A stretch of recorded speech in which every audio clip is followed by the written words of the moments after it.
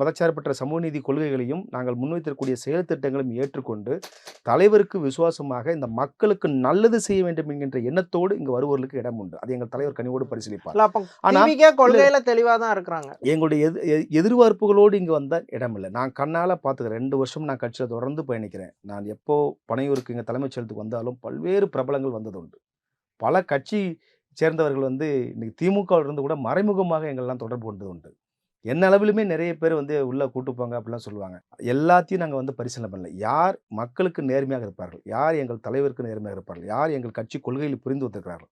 உதாரணத்துக்கு சொல்லணும்னா, தாடி பாலாஜிங்கிற ஒரு சினிமா நடிகர்லாம் எங்களுடைய தலைவருடைய நண்பர். ப ரொம்ப நாள் உள்ள வரணும் வரணும்னாரு.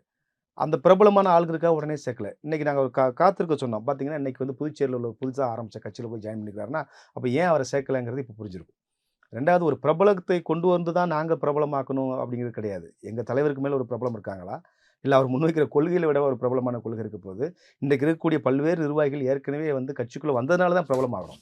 இன்னைக்கு எங்கேயோ வந்து ஒரு தென் மாவட்டங்கள்ல கடைக்கோடி கிராமத்தில இருக்கக்கூடிய ஒரு நான் வந்து இன்னைக்கு ஊடகத்தில வெளிச்சம் கிடைக்கும் அப்படின்னா, என் கட்சியால தான் இது கிடைக்குது. எங்க தமிழக வெற்றி கழகத்தின் மூலமா தான் நாங்க பிரபலமாகுறோமே ஒழிய, பிரபலங்களால் தமிழக வெற்றி கழகம் வந்து வளரணும் கிடையாது. கட்சி கொள்கைகளை புரிந்து கொண்டு, தலைவரை வந்து தலைவருக்கு விசுவாசமாக இருக்கக்கூடியவர்கள், மக்களுக்கு நல்லது செய்யணுங்கிற எண்ணம் இருப்பவர்கள் இந்த கட்சியில் நீடிப்பார்கள்.